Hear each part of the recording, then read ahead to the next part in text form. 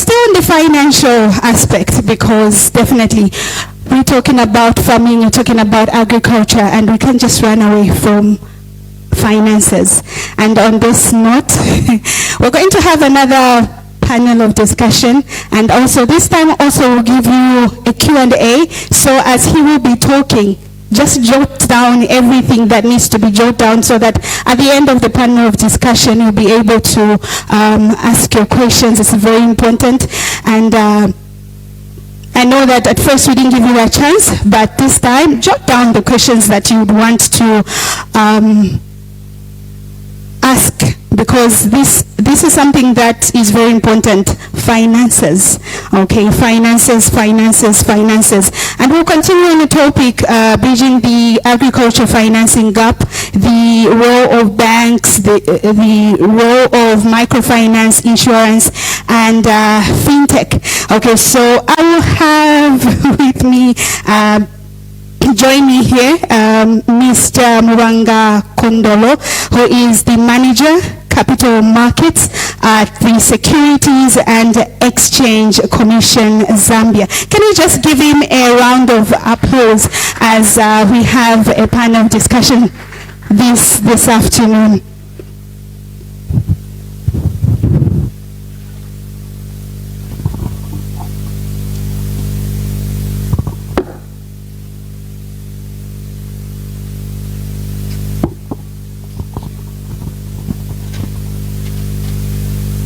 Okay, so good afternoon, sir. Good afternoon. Thank you. Okay, so welcome to the Farmers' Choice Awards Expo and Summit 2026. Thank you, and we are grateful that you brought the Securities and Exchange Commission to share perspectives from the capital markets on how we can play a greater role in the agricultural finance space. Okay, so maybe I start from here. Our topic of discussion is bridging the agriculture financing gap, the role of banks, the role of microfinance and insurance, and also fintech. My first question to you is, fintech and capital markets tools are often out of reach for farmers, and due to digital literacy, yes, and also regulatory hurdles. How is the Securities and Exchange Commission Zambia work on financial inclusion and the capital markets master plan enabling crowdfunding, agri-bonds, or digital lending platforms to reach underserved farmers, and what early results show improved access for those previously excluded from banks and microfinance?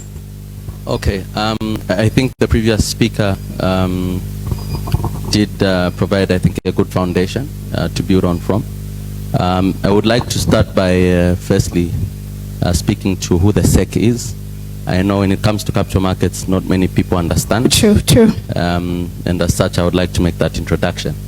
So basically, the SEC is the regulator of the capital markets in Zambia.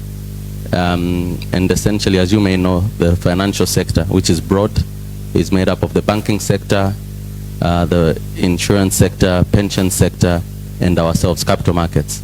So from capital markets, I think that is the platform which really necessitates the mobilization of long-term capital, and it is done in a regulated manner.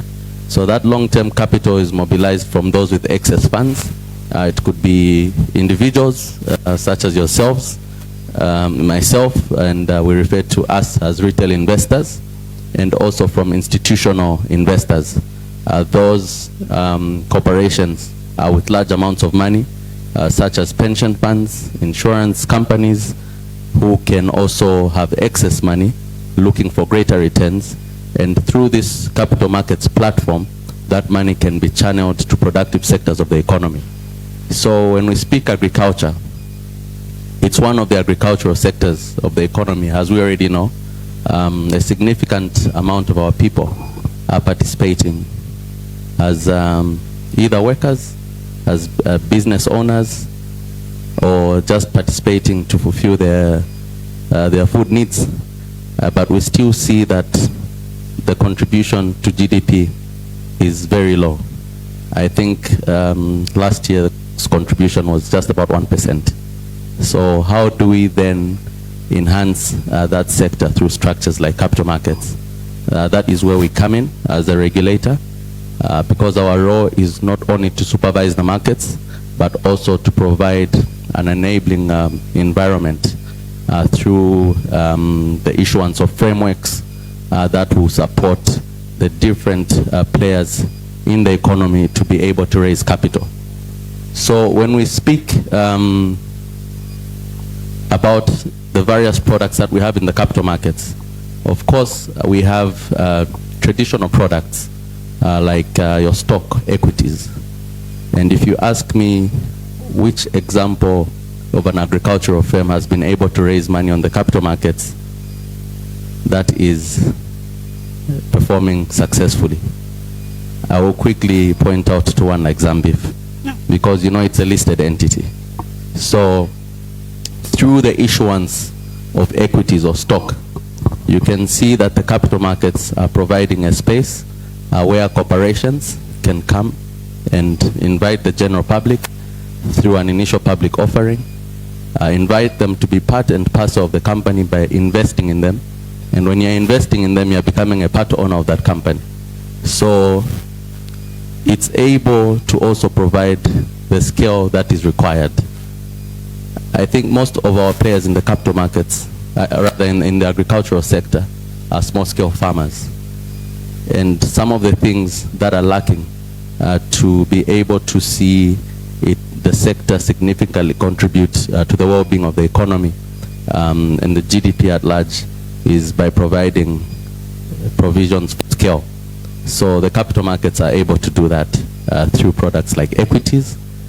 You also have products like bonds, where in this case a corporation is not issuing or inviting individuals or institutions to be part and parcel of them as shareholders, but it's basically asking for a loan. So I am XX small-scale farmer wanting to raise 1,000 kwacha.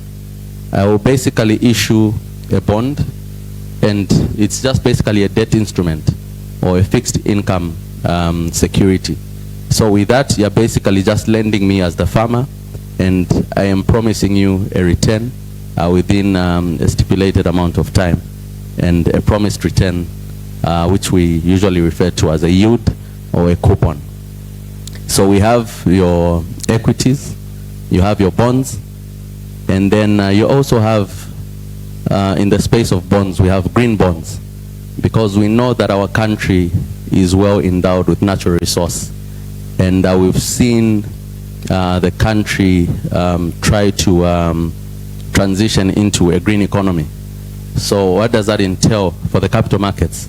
We also need to be able to provide instrument that will promote our country to transition into a green economy through enabling frameworks that will help raise finance for green friendly projects or climate friendly projects. And in this case, I think I will just touch on this a little more into detail, because you know agriculture is directly impacted by climate. When the climate is bad, we don't have food, and we've experienced it in the past few years. Luckily, we had a bumper harvest last